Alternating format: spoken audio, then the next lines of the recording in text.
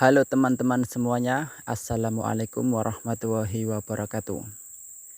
Ya, kemarin ada yang tanya, Bang, review perumahannya dong. Nah, di video ini saya akan mereview perumahan untuk pekerja di perkebunan kelapa sawit. Dari mulai spek yang paling rendah, spek yang sedang, sampai nanti ada juga spek yang paling tinggi. Tentu di setiap perusahaan beda-beda ya. Untuk yang spek paling rendah, ada yang biasa disebut barak kayu. Barak kayu ini rumah panggung, bahannya menggunakan papan. Jadi dia tinggi karena di bawahnya disangga dengan kayu, kemudian lantainya menggunakan papan.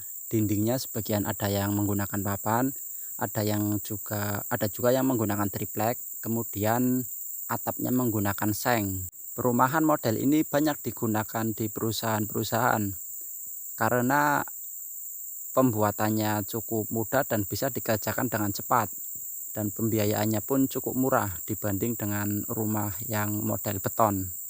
Kelebihan dari perumahan ini, dia cocok untuk segala medan, baik itu tanah gambut ataupun tanah mineral.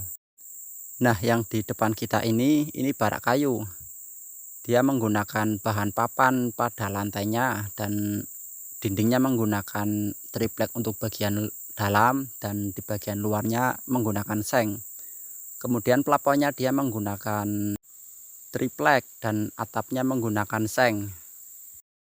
Yang di depan kita ini menurut saya susunan yang sangat sempurna ya. Dia 4 rumah melingkar, satu rumah 10 pintu, kemudian tepat di tengah ada rumah ibadah. Jadi bisa dijangkau sana sini.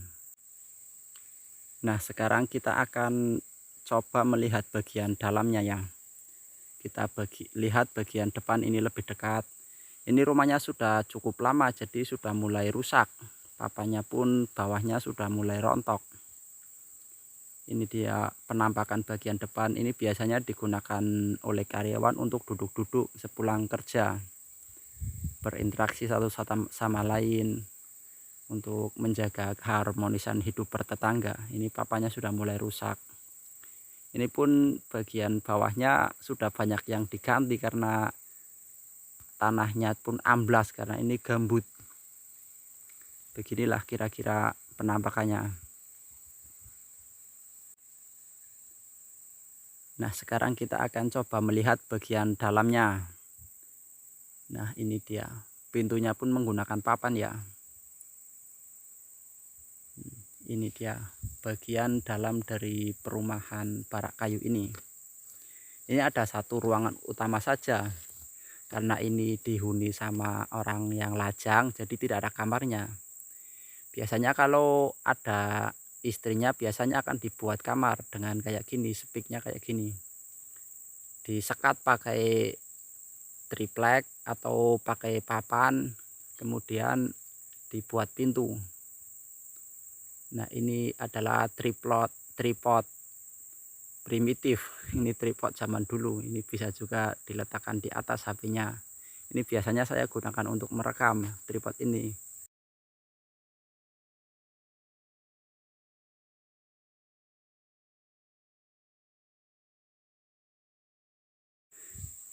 Sekarang kita coba lihat bagian untuk tempat tidur ya. Ini tempat yang digunakan untuk tidur. Jadi ini satu orang ditinggali sama satu orang.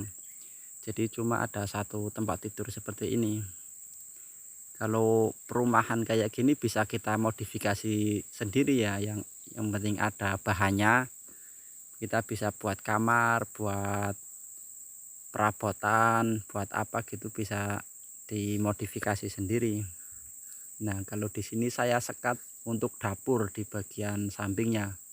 Sebetulnya ada bagian dapur di belakang, tapi karena di ruang utama pun masih longgar, jadi saya gunakan untuk dapur supaya masaknya bisa sambil duduk-duduk. Karena kalau di belakang harus berdiri. Di sini kita bisa mengatur dan menata tata letak barang-barang sesuai keinginan kita ya. Misal yang suka susunan di rak ya bisa buat rak, lalu semua barang ditata di rak.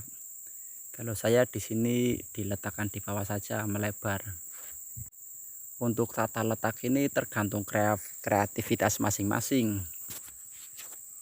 Saya tidak punya waktu buat bikin perabotan, jadi barang-barang saya letak-letakkan saja di bawah di sini.